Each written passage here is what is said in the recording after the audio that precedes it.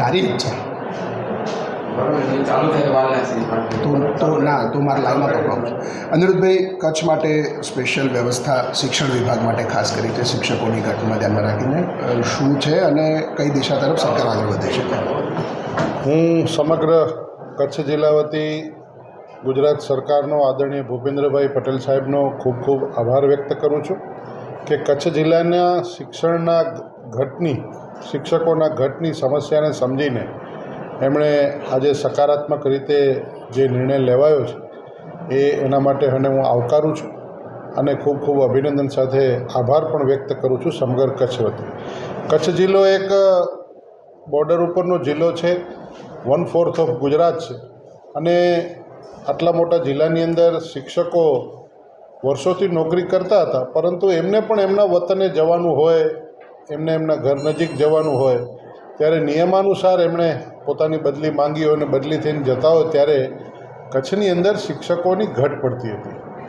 ત્યારે આ ઘટને નિવારવા માટે સૌ ધારાસભ્ય મિત્રો, સૌ સાથી મિત્રો અને સંગઠનના મિત્રો દ્વારા અમે સરકારની અંદર રજૂઆત પણ કરેલી અને જે રજૂઆતનો સકારાત્મક પ્રતિભાવ સરકારે આપ્યો. માનનીય મુખ્યમંત્રી શ્રી ભૂપેન્દ્રભાઈ પટેલ સાહેબ અને શિક્ષણ મંત્રી કુબેરભાઈ ડિંડોર અને પ્રફુલભાઈ પાનસેરિયા સાહેબ, આ બધા જ મિત્રોએ સરકારની અંદરથી એક સકારાત્મક જે નિર્ણય લીધો છે એ પૈકી રૂટીન ભરતી તો થશે જ,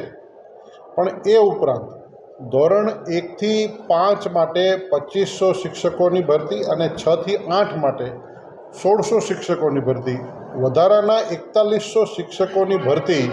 કચ્છ જિલ્લા માટે થશે, જે રૂટીન ભરતીથી ઉપરાંતના છે,